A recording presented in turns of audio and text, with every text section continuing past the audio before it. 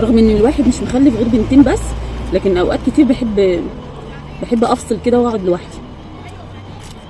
والنهارده بقى فرصتي ان هما بايتين عند تيتا، قلت بقى اخرج واكل ايس كريم.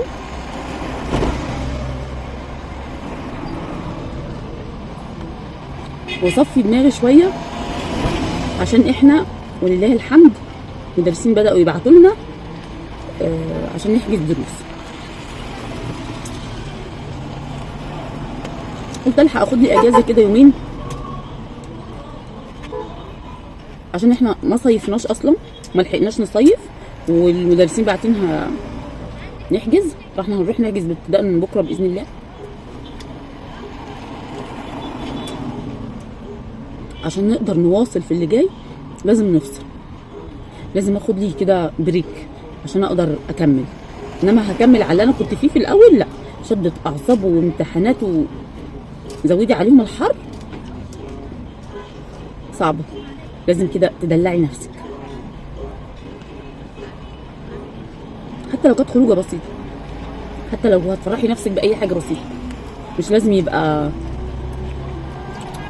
والله اقل حاجه. خلي الواحد كده مرتاح كده، خلاص يبدا يواصل ويبدا يكمل ويعرف حتى يكمل.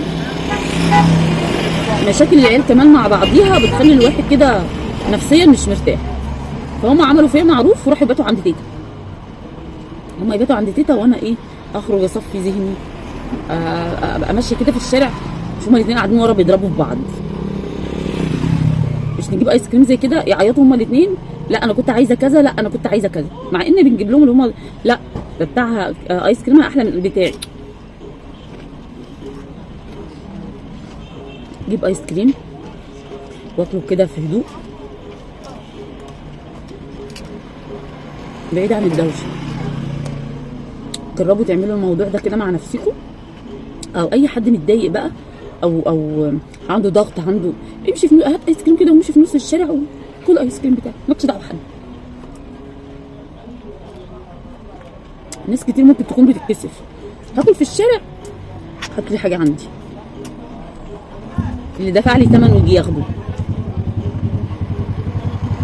اهم حاجه انك تبقي مبسوطه مرتاحه، عشان لو انت مش مرتاحه مش هتريحي اللي حواليك. لو نفسيا نفسيتك مش مرتاحه والله ما هتريحي اللي حواليك ولا تقدري تواصلي. فاحنا عايزين ولادنا يبقوا كويسين، فلازم احنا الاول نبقى كويسين. ودي العيال في اي حته كده، عند ستهم، عند خالتهم، عند عمتهم، واطلعي كده الله اكبر الله اكبر، شمي نفسك عشان تقدري تكملي. نفضل طول النهار في المطبخ؟ مين اللي قال كده؟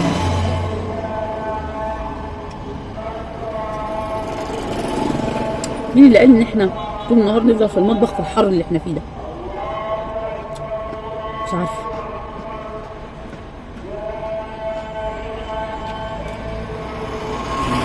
المهم ان قبل الاجازه ما تخلص